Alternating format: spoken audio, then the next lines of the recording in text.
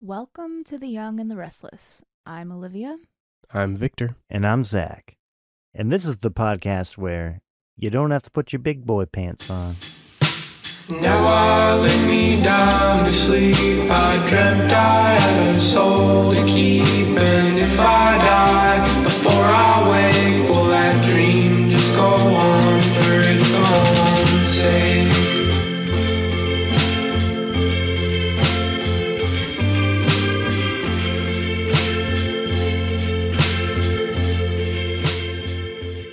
So Zach, you got a juicy one for us? A slimy one? I got a real slopper. Real gooey guy. Yeah. Fuck. Real soaked Jimmy. Yeah. Nice moist dream. Just, Soaked Jimmy. yeah, I don't know what that meant. Episode title. I just like calling That- things by names. That's an episode title if I ever heard one. Yeah, there is no warm-up to this, no foreplay. We're just going to jump right in, and you're going to raw dog us with your We're just going to jump right on top of this slippery, slimy. soaked Jimmy. A soaked Jimmy sounds like you never even made it to the to the big event. This, Shelby was laughing. We went out to a burrito place the other day, and they offer the burritos wet style, Right. which I thought was normal. But Yeah. Yeah. That is It's a normal. thing. Yeah. right, Out here. but she had never heard that A wet burrito? that vernacular. Oh. She's on the wet coast. Sorry. Yeah, this is the wet coast. But she's from Colorado, which I feel like wet burritos are a thing there. I mean, wet is. I never realized like how weird of a term that is for that. You know what I mean? Because it just means that it's smothered in chili or salsa or whatever. But like I guess when you think about it, calling it a wet burrito does make it sound like it was run under a faucet or something. Mhm. Sure. Yeah. And so, yeah, I was just having fun with that. Can I get one chimichanga sloppy style? What's the difference between a wet burrito and an enchilada? The sauce. Enchiladas have Yeah. a specific sauce, don't they? There's a few different ones. They're like thin little guys, you know? I ordered the house enchilada at a Mexican restaurant recently, and it had like lettuce on top. Yeah. And it was soaked in sauce. Yep, you're describing an enchilada. No, lettuce on top of your enchilada? Absolutely not. Oh, that's pretty normal, I think. On top of the Not sauce, okay. like as a garnish. It's just like soggy lettuce. Yeah, soggy bottom style. Victor and I Let me get two of those sloppers are drenched. not Trust- on board. I don't trust lettuce at restaurants. Yeah. Yeah, that's mostly where the E. coli lives. Yeah, Exactly. Yeah. it's never the meat. Yeah. That's always the lettuce. Yeah, the last place I got like violent food poisoning was a vegan place, which you know I am a vegan, so that's where it's gonna happen for me. There's like all these rules about things you're not supposed to eat when you're pregnant because they don't want you to get food poisoning, but it's mostly bullshit. Like it's like you're not supposed to eat deli meat or sushi or whatever. I've fully been eating sushi. I'm gonna be fine. As long as you're but- not drinking and smoking heavily. Right. That's a different story. But like You only do that on weekends. the idea is like you're not more likely to get sick from that. It's just if you got food poisoning from it, like that wouldn't be great, bad. you know.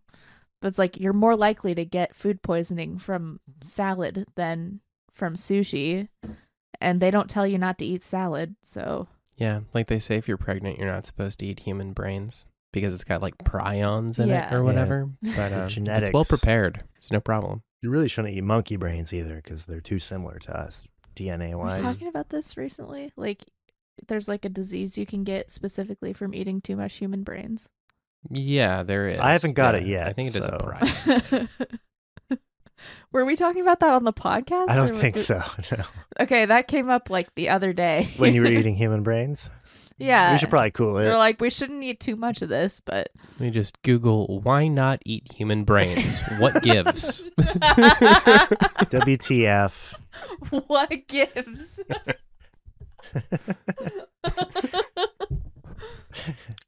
Kuru. Yeah. A brain disease that's similar to mad cow disease.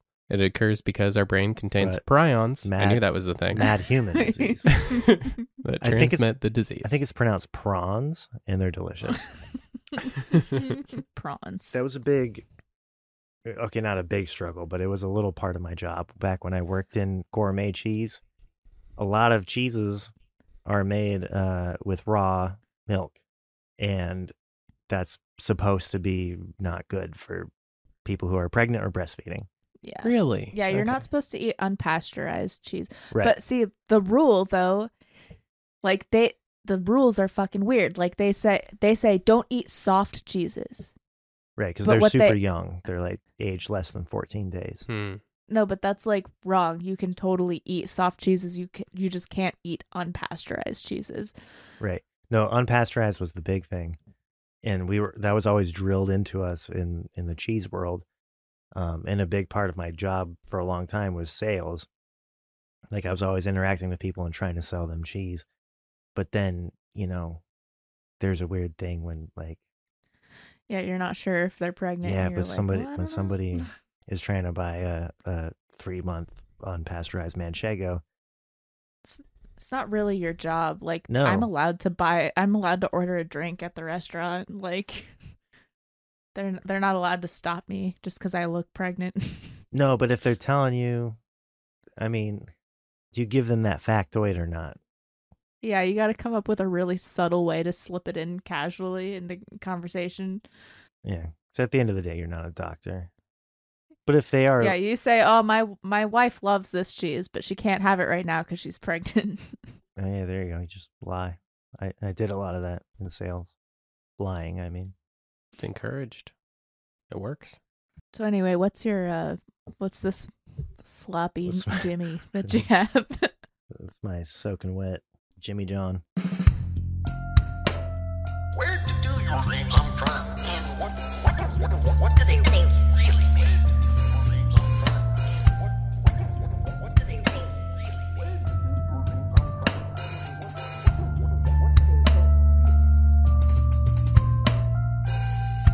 So I had this dream 3 nights ago. Pictured you taking a dream out of like a big Ziploc bag filled with water for some reason. Just like reaching in there. That's what I'm Pulling your doing. dream. Been soaking for 3 nights. Why do you have that? I'm wringing it out. So I used to work at I was assistant manager at this tea and coffee shop called Tea Bar. So in this dream, I'm going into Tea Bar early in the morning, like before sunrise. And I'm with a friend, I don't know who, but I'm showing them how to open the store. But it's super early. And so we're taking our time making drinks. And at one point, the boss shows up, this dude named Tommy, that was my boss in real life. And he's super stressed and he starts opening quickly, insisting that we don't have much time left. But like, we don't open till 6 a.m. and it's like 4 a.m. in the dream. And so I'm like, Tommy, fucking chill. Like, I came in early to show this person the ropes. You don't have to stress out. Like, we got it. But he's still stressed as fuck, and he's opening as if we're going to open in 15 minutes. And at one point, since he's doing everything, I'm like, fuck it. I'll go outside for a smoke. And I go outside, and I'm laying in the chaise lounge smoking a cigarette. And that's when I see these 2 friends of mine named Nick and Dan. I think Nick has shown up in another dream of mine on another episode. He's one of my best friends. And Nick and I used to live with Dan, just for context. But anyway, I see them coming out of like a tavern across the street from the coffee shop, and they're wearing matching red polo shirts. And my first thought is that they're going to like a service industry event, because both these guys used to be bartenders. And so I think they're dressing up for like a bartending event that they're going to. But then I see that they have golf bags, and they set up and they start teeing off, and they start hitting golf balls into this canyon. There's like a nearby like chasm, like this big deep cliff nearby, and they're hitting golf balls into it. And so, assuming that they're just like dicking around and having fun, I get up out of my chaise lounge to join them. And that's when they tell me that like they urgently need to get all of these golf balls into the canyon, and I can help if I want. And they toss me a golf ball, and I'm like, great, I'll go get my dad's clubs out of the garage. And so I'm going to go get like because I have like, never mind, I'll get into that later. I'm going to go get this set of clubs to join them. And they're like, no, there's no time. You can't tee off. You can't just throw it into the canyon. And so I'm like kind of annoyed, but I throw the golf ball into the canyon. And, I'm a little bummed out about that. And then later on, we're in a locker room, and I kind of have like the feeling that I'm in the midst of a move, like I'm moving apartments. And I'm singing a song to myself as I'm getting dressed out of this locker. And this is part of the reason why the dream stood out to me, because I'm always more likely to remember a dream or like want to write a dream down when I feel like I've come up with a melody and lyric combination in a dream. And this was just like, it felt like a pre-chorus kind of thing. It's very short, but the lyric was, "This isn't about you or what you want. It never was. It's all my fault." And that was the lyric that I was singing over and over. And the melody was kind of dramatic. And as I was getting dressed out of this locker, I went to put on my normal black, I wear black skinny jeans like every day. And I went to grab those and I was like, wait, I never wear my work chinos. And so I put on my work pants and they were enormous. I was swimming in them. They looked boxy and stupid. And I turned to a guy in my dream and I just some rando in the locker room. And I was like, well, these make me look like a chode. That's a direct quote. And he laughed. And then I changed back into my normal skinny jeans and I woke up. So a lot of random parts there. Yeah. But it landed like hard enough for me to wake up and want to write it down. Yeah. I think golf is like, I've looked up golf before and it's like all about like relaxation and like leisurely time. Yeah, golf feels symbolic. Also, anytime I've come up with any part of a song in a dream feels impactful to me. There was a direct quote. And then when I woke up, I felt like oddly motivated and like creatively inspired. Like I felt, I had this dream on like Saturday night maybe. So I woke up and it was a weekend and I felt very motivated to do something with that day off. Like I felt very creatively invigorated that day. I got so many dream Bible entries pulled up. Do we want to start? Like, do you have any first impressions on like what any part of it means, or like what feels like where do you want to start? I'm not sure. Yeah, because like I said, I feel like the part that made me be like, oh, there's something here with this dream is how I felt when upon waking up, which is not something we necessarily talk about on this podcast. Is like what the effect this dream had like, on the day, on waking life. You were like motivated and feeling creative and everything. Yeah, I woke up feeling really good. Like maybe it was just the fact that I woke up with an original melody in my head that like I don't think I had heard it anywhere. Like the lyrics are whatever. I can improve the lyrics that I came up with in the dream, but like just the fact that I came up with them in the dream, I was like, oh shit, this is like a starting place. Like this is, last time I dreamt of a song, it turned into like one of my favorite songs that I've ever written. That's awesome. So yeah, I don't know. that felt impactful. The going into work early thing and then dealing with a boss, like the beginning part of it was all work related. The dynamics in that felt important. I'm always dreaming about work, so there's probably something there. Yeah. And then but when you're at work, it's got to be about something else, right? And then I had two close friends show up in the middle of it that were oddly standoffish. It just felt like there were a lot of dynamics. Wait, was it this? Were the friends that were throwing golf balls into the canyon, were they the same friends that you saw passing by that you said were kind of standoffish? Is the same people? Yeah. Or is it different? Yeah. Okay, gotcha. So they like kind of passed you by and went over and started working on this thing, and you're like, oh, let me go check this out. And then they were like, we're in trouble, man. Yeah, I was opening the coffee shop early morning, and then when Tommy showed up and started taking over, I went outside for a smoke, and that's when I saw these two buddies across the street coming out of a bar. Mm-hmm. which is why I assumed that they were wearing these red polos, and I assumed that they were like on a bartending. Because in real life, both these guys were bartenders at one point, Okay. and so I So assumed they're also working. I assumed they were also working. But then they started hitting golf balls into a canyon, Yeah. and that's So when you said standoffish, sorry. yeah, they were standoffish once I approached them because I thought hitting golf balls into a canyon was a fun thing. So I was like, "Hey guys, can I join?" And they're like, "We got to get these golf balls into the canyon." They're taking it. It was like a It was like really business serious. thing. Yeah. Yeah, they were taking it seriously as if it was work, and they were like, "You can do it, but you know, I was gonna go get my dad's golf clubs to join them, like on a proper fun level," and they were like, "No, there's no time for that. If you want to get one in the canyon, you have to throw it." Gotcha. Yeah, when you said standoffish, I thought maybe they were like being like mean to you or something, or Oh, like not wanting no. to talk to you, but they were just like stressed out about the issue of the golf balls or whatever. They were being more standoffish than they would in real life because these two guys are very much goofballs, and Mm. even if I approached them at work, they would still be Fun. jovial. Yeah, they wouldn't Yeah. they wouldn't be the way they were in the dream. In the dream, they were excessively stressed. And I think red is like a negative symbol too. What was red? They're Their they're wearing polo red shirts. polo Oh, shirts. that's right. That's right. I think the lyrics are interesting too. Like, I know you said you're thinking about punching them up, but like, we should at least ask if maybe that means anything to you, right? Like, Yeah, I mean, and maybe not right now, but after we dig into some of the other stuff, maybe Sure. we'll come back to these lyrics. yeah, This because isn't about I you wrote or them what down you- verbatim, Yeah.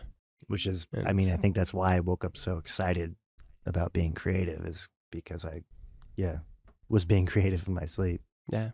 And maybe it's filler, but like maybe it's like some psychic signal to you or something. I don't know.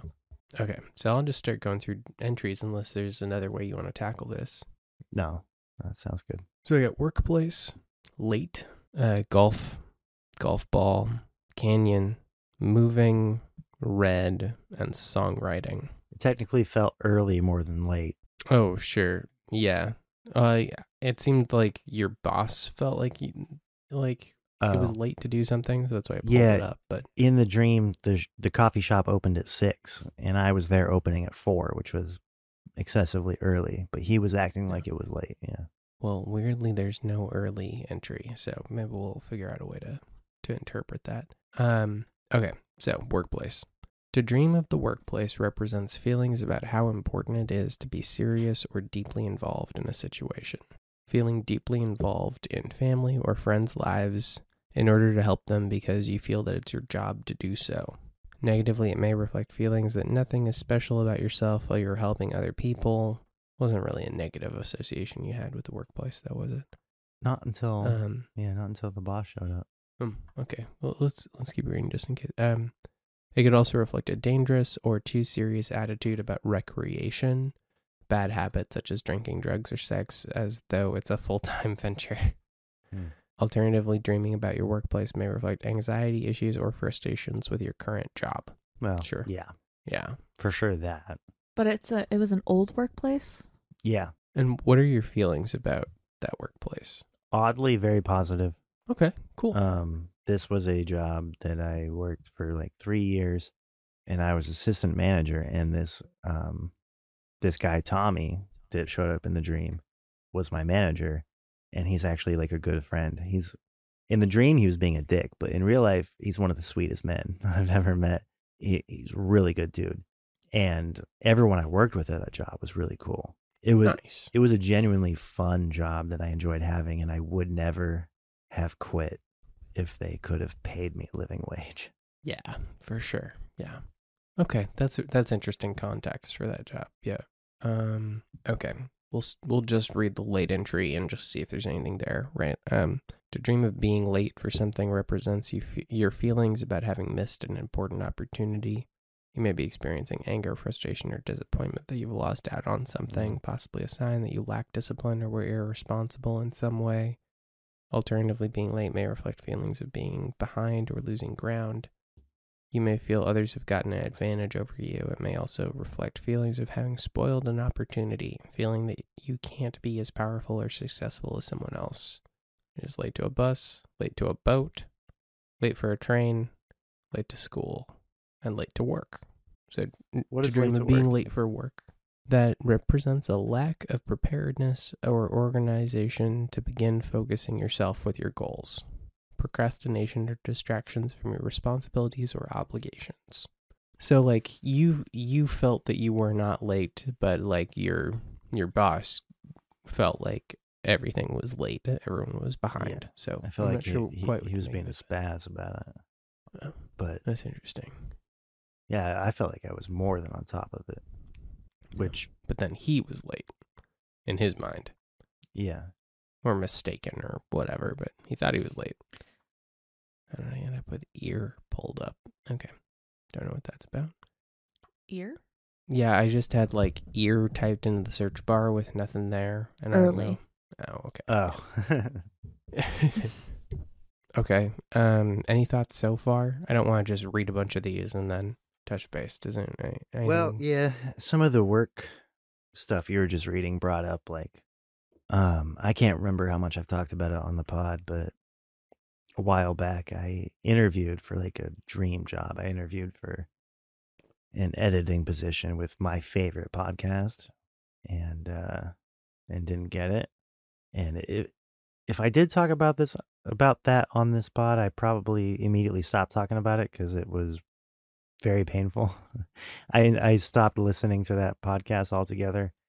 Oh man. I refer to it with people that are close to me, like Shelby. I just call it the capital D disappointment.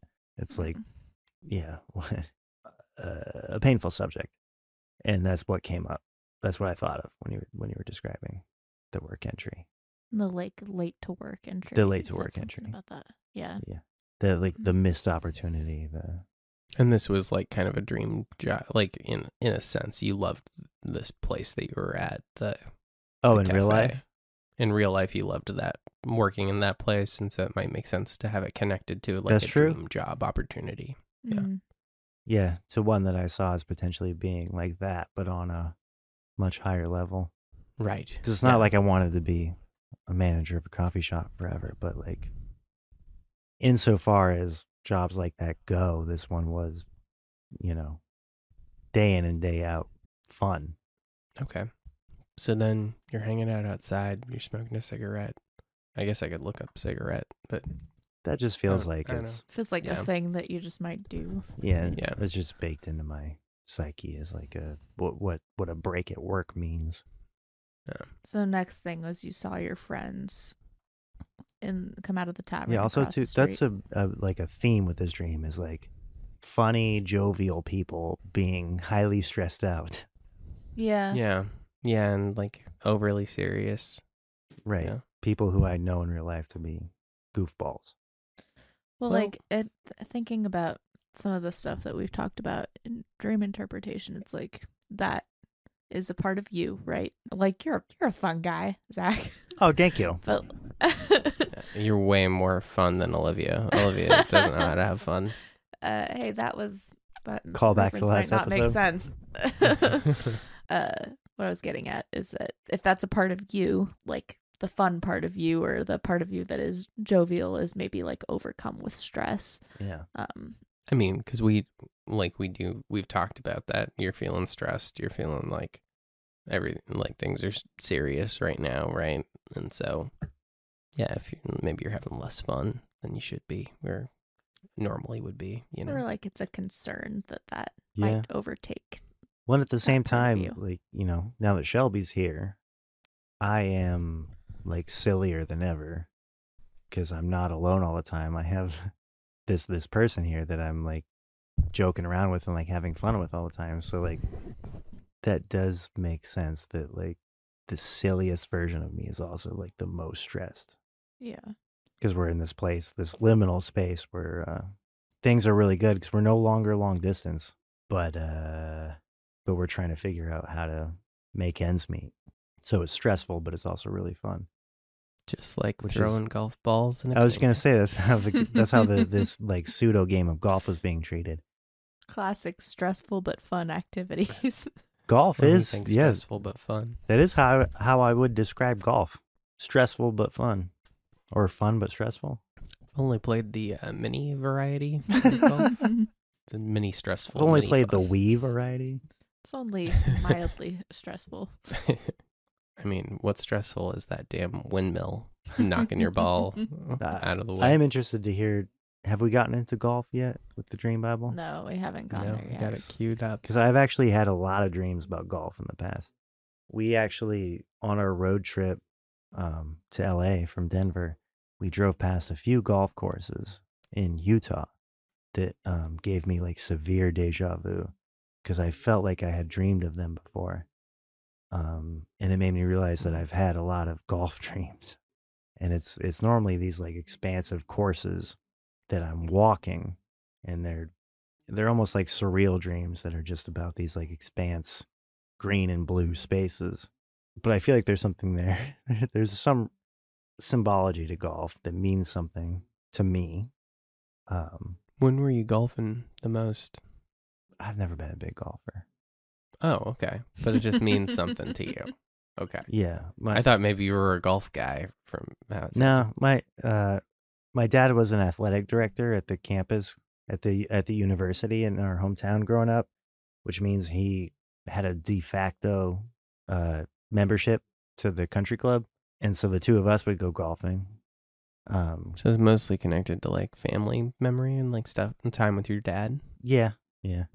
Cool. I've gone with friends from time to time, but I'm not good at it. It's not like mostly I just remember going with my dad and getting yelled at by the country club guys because we weren't dressed up enough. Wait, they'll yell about that? Oh my yeah, God. there's a what the? there's a dress code, and because my dad had like an in because he was like the athletic director, you know, we just got to go in our fucking jean shorts, and then the local golf pro would yell at us, and be like, "You gotta wear So pants." not even a guy that worked there, just like a guy that was there to play golf was getting mad at how you were dressed on the golf course. Well, yeah, but when I mean the local golf pro, it's a weird culture. He's not technically employed, but he's like the enforcer of the culture. Man, what a dark life. Yeah, being rich is weird. Even weirder is being not rich and having a glimpse at it because you have a job at a college. It's gotta be real weird to be like, no, this is my territory. I wear slacks. Everyone here has to wait. No, I'm describing jobs, office jobs. Okay. Do we want to read the golf entry? Yeah. Yeah. Okay. Golf. To dream of golf represents leisurely attitude towards competition, work, or problems. Not like the guy that ran the golf scene in your hometown. Or I was going to say it's like the opposite of what everyone's doing. Yeah, it's the opposite of what the leisurely fun guys are doing in your dream. Yeah. I wonder if there's going to be like a juxtaposition between the meaning with golf and canyon. But a comfortable or no pressure attitude about dealing with conflict. Feelings about long-term challenges or conflict that you're slowly getting closer and closer to. A competitive mindset about long-term challenges that don't require you to worry or be stressed about. Feeling that you could overcome a challenge or conflict if you were absolutely perfect, but that it's more likely you will require an intelligent, patient, multi-stage strategy. Interesting. That's interesting. Feelings about winning, learning the truth, or sexual conquest, requiring a patient, laid-back attitude. Hell yeah. Long-term investments. That's interesting. Long-term investments. Yeah, it's like there's work involved, but you have to play the long game and be kind of chill about it. Yeah. You know? All of that does resonate with my actual work life. There's negatively, which I guess this kind of was, negatively golf may reflect idling or wasting time, not trying very hard to confront issues, a no stress or no pressure attitude about competing dishonestly. And there's some examples. Young girl dreamed of seeing a man wearing a golf cap circling around her, and then seeing the man tossed into a pit. Whoa, another golf pit dream. In waking life, she was a very young Christian girl who believed she sold her soul to the devil to be a singer, while she tried hard to restore her Christian beliefs, but gave up. And that woman Wow. was Katy Perry. The man in the golf cap circling her may have reflected her attitude about preferring to calmly confront evil for her entire life instead of submitting to permanent beliefs about her soul being sold. All right. What in the Wow. hell did I just read? New podcast. And why was golf involved? We're doing a deep dive on this woman. Now I really want to hear Canyon now. Okay. Because I feel like there are some open threads there that I can maybe connect once I hear Canyon. Okay. There's skimming golf for other insane stories. There's also a golf ball. Real quick, to dream of a golf Sure. ball represents a goal or problem that you were comfortable taking your time trying to resolve. A leisurely mindset towards resolving an issue. So just a much shorter version of what I just read. Okay. Got it. Canyon. Buckle in for Canyon. To dream of a canyon represents feelings of having a lot of space, freedom, or options, but feeling overwhelmed or unsure on how to use or utilize it effectively. Feelings of insignificance and smallness, as well as feelings of being overwhelmed by the challenges of life. Example, a woman dreamed of being in a canyon-type area. In waking life, she was looking for a new job and couldn't find one that was suitable. In this case, the canyon might have reflected her feelings about the job market being so open with nothing suitable. Feelings about big, enormous companies offering while feeling they couldn't do anything except move on. That's a nonsense sentence at the end there, but you get it. Okay. What about throwing? Because like yeah. you weren't actually playing golf, you know? They wouldn't They let wanted me. to- Throwing. They Yeah. wouldn't let me hit it. Throwing. They wouldn't let you play the long game. They wouldn't let me go and get my dad's driver, which is something. Dude. When I said earlier, like I'll save that for later. That's what I was going to get into. Is that I've never owned a set of drivers. I've always borrowed my dad's. So in the dream, I was going to go to my dad's garage and get his drivers. Well, it is interesting that like golf is like it's work, but it's playing the long game to get there, right? And then these guys are like who you have maybe described as more like laid back dudes are like all stressed out and they're like, no, there's no time for that. You got to just throw it. Like you can't go get the clubs and play like that. We have to From my do this fast. From my dad, which I feel like means something. Yeah. I mean, that's who you have your main association with golf, right? Yeah, it could be that simple.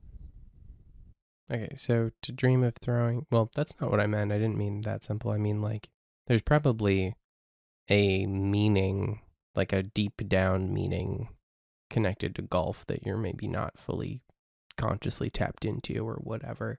And like, it's connected to spending that time with your dad.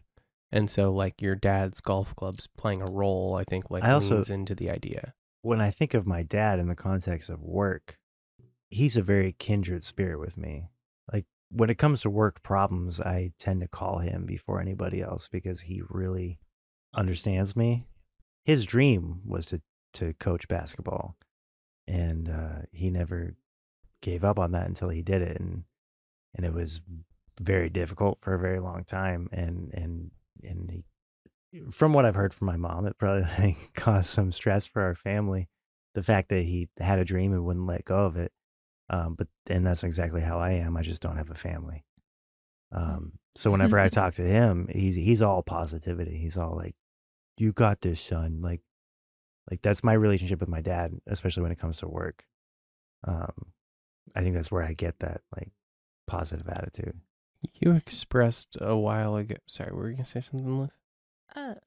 Yeah, just that like you were recently talking about feeling a little bit of a tension about that, about like, well, do I continue to pursue this thing that feels like it would be fulfilling and that like I would really like love my job and or do I like try and shift gears and do something that might be easier to achieve and like provide more immediate stability. Right. That was something you brought up recently. Was that what you were going to say, Victor? It is, yeah. And I think it's like, I mean, if you take those two symbols, right, of like the golf ball represents kind of what you're doing, which is like slow, deliberate work towards a long-term goal that you're trying to get to, which is like the dream job, right? And it's like you've been on this path for a while, and like you know that you will get there eventually if you just keep doing what you're doing, but it could take a while, right? And then the canyon is like the overwhelmingness of like all of this possibility and like all of this like uncaring universe kind of stuff, right? So I see these guys in my dream, these friends of mine, as having this like accuracy of having this like drive, pun intended, of being able to have clubs to like specifically go somewhere within the canyon. And with me, it's like, we don't have time. You just got to chuck it in. Like, just go for it. I'm like, I would like to go and get my dad's clubs, like the guy who taught me to be, specific in following my dreams and like unrelenting and deliberate. And unrelenting in following my dreams. And they're like, no, there's no time. Just jump in. Just do it. Right. Did they had clubs, the two guys? Yeah. Yeah, Okay, they have their gotcha. own sets of clubs. Gotcha. And it's not just like you playing differently. It's like you're chucking away the thing you've been working on, right? Like you're chucking away the slow, deliberate work towards something, right? It's like, we got to get rid of this. It almost feels mean. We're busy. We got work to do. We got to throw this shit away. You read the throwing which is entry. how I got in that position in the first place, because I was trying to show up early to the coffee shop and like be very deliberate about my opening. I was going to show this other person how to open, like very slowly and deliberately. And then Tommy shows up and he's like, no, we got to do this now. And I didn't feel room for myself in that chaos. So I went outside for a smoke. Yeah. So like at every turn in the stream, there's like no room for me to be slow and deliberate. It's all about now. Right. Which I mean seems really clearly connected to like this increased pressure that you're experiencing right now, just because things are a little crazy right now. Like we know that things are probably going to get better in like a month or two, right? Mm-hmm. But like the immediate stress is like something needs to change immediately, and what's that going to be, right? To dream of throwing something away from yourself represents your desire to rid yourself of certain emotions, situations, or responsibilities. A sense of frustration, abandonment, or rejection of an idea. Deliberate avoidance. Negatively dreaming about throwing something away from yourself could represent rash decisions, a lack of control, or a failure to take into account the consequences of your actions. A feeling of desperation as you try to throw away problems, emotions, or responsibilities without properly dealing with them. Recklessness or a tendency to act without thinking. Does that bring anything up for you? Yeah. I can connect that to the end of the dream. Like the desire to, well, in the dream, it wasn't even desire. I felt like I had to chuck the ball. But you said something in there about rash decisions. And right now I'm in the middle of like desperately wanting to get out of the job that I'm in. And I know from past experience that that sort of desperation can lead to rash decisions. And at the end of the dream, I was pulling out my skinny jeans to put on. And for a second, I was like, oh, wait, I haven't tried on my work pants in a minute. And I put on my work pants and they were ill-fitting and stupid looking. And I turned to the guy and I was like, oh, I look like a chode. And that feels like an obvious, to me, that ending to the dream felt like a very obvious reflection of how I feel at work, of how I feel like I look like an idiot. I don't feel proud about like what I'm doing to pay the bills. You're doing work that's not suited to you, work you can do, but that doesn't actually fit for you. Yeah, and it's similar to the job that I had at the beginning of this dream, a job that I had 10 years ago, and so it makes sense that it feels like stasis, stagnant. I think that first paragraph of throwing is like a really interesting paragraph. I think like I don't have any ideas on what it means, but like I think it's like one of the more interesting paragraphs I feel like I've read in the Dream Bible. So I want to just ask you to like kind of mull it over and see if it connects to anything for you. But To dream of throwing something away from yourself represents your desire to rid yourself of certain emotions, situations, or responsibilities. A sense of frustration, abandonment, or rejection of an idea, deliberate avoidance. Yeah. It definitely resonates. I'm just having a hard time articulating. For sure, yeah. I mean, feeling pressured into throwing it into the canyon. And then ending the dream in this place where like the work pants don't fit. It sort of feels like maybe this dream is like my subconscious pressuring me into like getting out of this situation and moving on. But I don't know. I feel like we sort of treat the subconscious as if it's always right, and I don't know. Or at least in this example, I don't know. Like or maybe there's another way to interpret the symbols that point towards like being patient, because that would be. That's how I would read it. I mean, I don't think it's telling you like, I do not think that means your subconscious is saying you should throw your dreams away or something and put on the ill-fitting pants. I think that it's no. You probably feel a lot of conscious pressure to do that. The opposite. If I was going to read this dream at face value, it seems to be all about like, these pants don't fit. Fuck it. Like, drop the whole. It feels to me like this dream is telling me to like stop being patient and go for something. That's not how I read it. I mean, maybe that is what it means to you. I'm not going to tell you what your dream means, but like how it sounds to me is that the dream is telling you you're under all this pressure, this external pressure to rush things and to force things through, and what you really want and what would be like nourishing to your soul would be to stay on kind of the slow, deliberate path, right? That's how it sounds to me. It's like what you want to be doing and what you should be doing is like grabbing the golf clubs and having some fun, knocking golf balls into a canyon, and all of the pressure is all like external bullshit that is like threatening what's really good for you, which is to like, follow your dreams, Zach. And it's like the pressure is coming from dream characters that could represent the jovial part of you being kind of squashed, like it feels like that is meaningful, that it's coming from these people that under normal circumstances you would perceive as like lighthearted, fun people. I see what you're saying. Yeah, I think if you've been thinking like, maybe I should like quit like chasing podcasts or whatever and get like a boring regular job or whatever, I think like this is a dream that's saying like, here's all the external reasons why you are feeling that way or why you're feeling pressured to do that, and then it's your subconscious being like, but wouldn't that feel terrible? Don't you want to like keep trying to pursue your dream? Gotcha. That's what it feels like to me. No, I get that.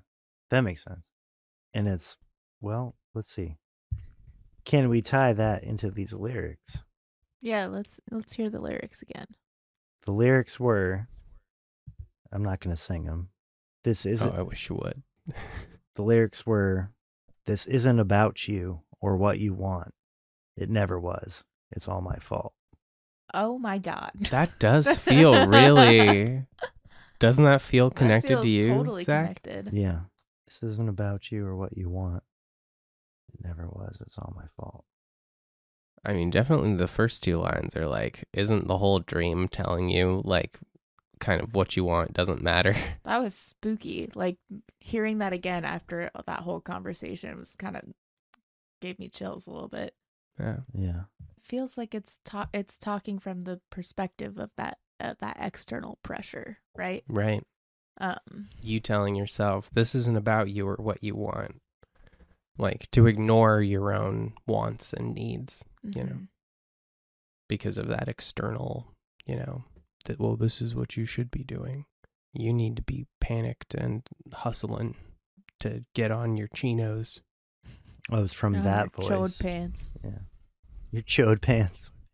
Yeah. Put on your chode pants. And go to work. They're big boy pants. Yeah, they were way too big. Your for me. literal big boy pants. Yeah. Yeah, that really does feel like it's coming from the part of you that's like telling you to give up on the things that you want. Yeah. Which like That's where you hear or that's how you interpret the voice of the lyrics as coming from. yes, absolutely. That's how it sounds to me. 100%. Yeah. And I don't know that you should listen to that voice. Yeah. I'm not going to tell you what to do, but like I don't know that that's coming from like I don't think that that's coming from like necessarily the most wise place, you know. Yeah, it really feels to me like this dream is trying to tell you to not listen to that. It's like Yeah. trying to acknowledge that is within you, and it's Well, trying to. It's weird that it would then package it in like the most like profound part of the dream where it was like these salient lyrics. How are we ruining it for you? Well, I Yeah, don't know. because I I feel mean- like the lyrics make perfect sense in that context. That it's It could still be a great song, just as long Definitely. as I know who I'm writing the rest of the lyrics. yeah. Victor writes from the perspective of assholes all the time. Yeah, and I write from the perspective of my own like negative inner talk all the time. Constantly. You can write That's a lot like of yeah. all of his songs. It's like I got like 5 tricks, and that's one of them. That's true. I do feel like I remember the voice of the lyrics. This isn't about you or what you want. It never was. I remember that feeling like the voice of, in the dream, it was not me that wrote it. I remember like singing it like it was a song from a band that I listened to, and feeling like that lyric was directed at like John Q. Public, as a lesson to, not be self-involved. Like it's not about you, and it never was. It's about something greater. So yeah, maybe that could reflect like some subconscious pressure to be like part of a greater good, like or to not be so selfish.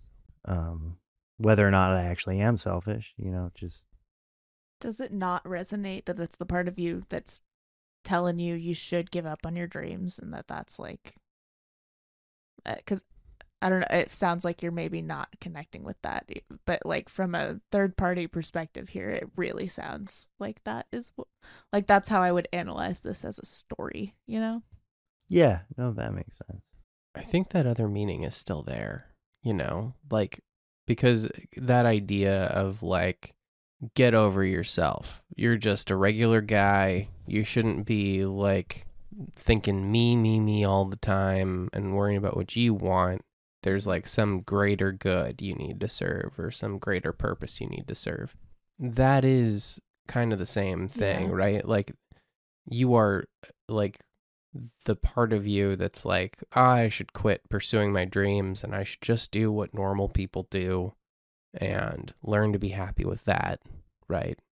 That is you telling yourself you're John Q. Public and you should just get over yourself, Mm-hmm. But like that's not really really like a recipe for happiness, is to be like, I'm normal. I'm aggressively normal. I need to accept how normal I am. I know I have other things in me that tell me I have like bigger dreams and hopes or whatever, but I gotta be Mr. Normal.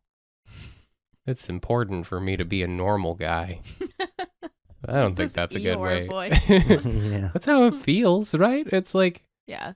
Obviously if like you're being like selfish in a way that's like harming others, that or like, you think you deserve special treatment or whatever, like that's negative. But like what we're talking about here is like following your dreams and like figuring out what you want to do with your life and Well, then trying yeah. to make that happen. That feels like the context of the rest of the dream. These lyrics feel different to me. Sure. I don't know how to put my finger on it, but they felt profound, upon awaking.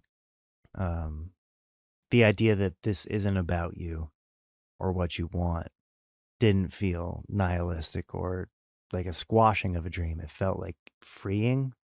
it felt positive. Yeah. That idea. I was singing these lyrics as I decided that my work pants didn't fit.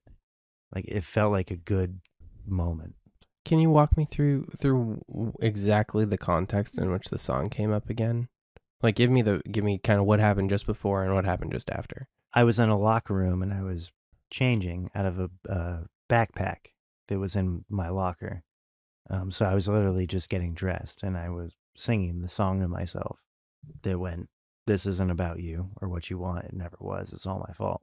And I was singing it like jovially. I had this song stuck in my head and it had a dramatic melody, but it was like a fun, it was like in the dream, it felt like it was a song by a band I liked and I had it stuck in my head.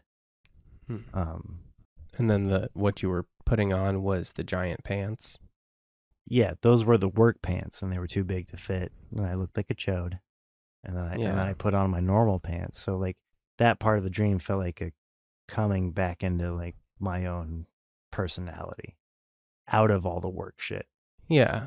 Well, okay. So not to like psychoanalyze too much or whatever, but like that moment where you're choosing to put on those pants, that is like, I'm gonna buckle down. And like the whole dream, everybody else is like, we gotta be serious and get to work. Mm-hmm. We gotta put aside our silly fun nature and we gotta be serious people. Yes. And you putting on the pants was you deciding to be a serious person. Try to, but then I looked like a fucking circus clown. Yeah, that it doesn't actually work for you And so that was, to do that. Yeah, so when I put back on my black skinny jeans, that felt like resonant with the song that was stuck in my head. The song was like part of like who I am. And so I don't know, the "this isn't about you or what you want," that felt like freeing. It didn't feel like part of the work ethos of the dream. It felt like a lyric I wanted to use once I woke up because it felt like true, you know? Yeah. So like what does that mean to you in this context? Like, how does that message connect to what we're talking about for you with like the work question, like the what you should be doing with yourself right now question? How did those lyrics? Yeah. Or does it? Does it feel like it's about something else? I don't think it does. I think the reason I woke up in a place where I was like ready to be creative is because those lyrics were almost like antithetical to work. Like they feel antithetical to work for you. Yeah. I guess what I'm asking is like, when you hear those lyrics or read those lyrics, how do you feel they apply to you? What message do they have for you? Not like a abstract other person out there or whatever. It feels very existential, in a good way. Like it's good that this isn't about you or what you want. The royal you, like that's a good thing. You know what I mean? Yeah. It takes the pressure off. It's the opposite of main character syndrome. Sure. Yeah. It's it never was about any one of us in particular. Yeah, I think that's true, and I think that's a good like philosophy to kind of have in your head. But like, is it a call to action for you? Do those words mean to you, I should do this or that or whatever? No, I mean, they really just made me want to write this song. That's how I felt waking up. But yeah. Well, and you said it made you, how you felt was it made you feel empowered and creative. Yeah. When you woke up, right? So not bogged down in all of this like worry work stuff. Yeah. It was like the message for you was that you're empowered and that you should be doing things that bring you joy. I was going to say, like, regardless of like how we're interpreting the lyrics, it sounds like this dream, what stuck with you the most was how you felt waking up, and like how you felt hearing the song is like, that's important, you know. Like sometimes I will hear a direct quote in a dream or see something in a dream and just have like a really bizarre feeling associated with it, like for the context, you know. And it's like, that's what was important, was how I felt. So, I think it's good that you're paying attention to that. And it sounds like this experience in this dream for you was like encouraging you to pursue the things that feel good and nourishing for your soul. I would totally agree with that. Those big boy chinos aren't going to fit anyway, so why even put them on?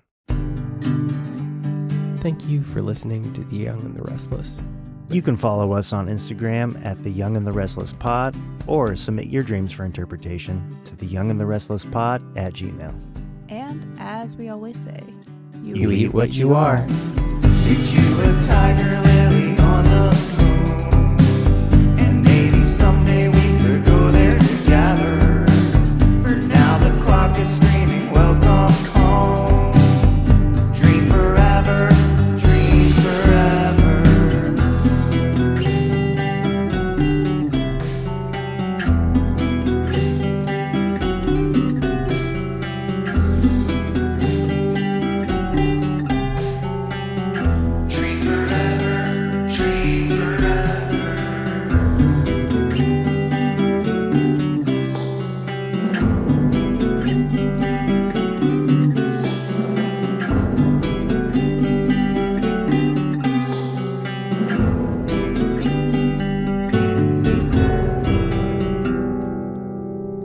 This is the podcast where I give my wife the ick.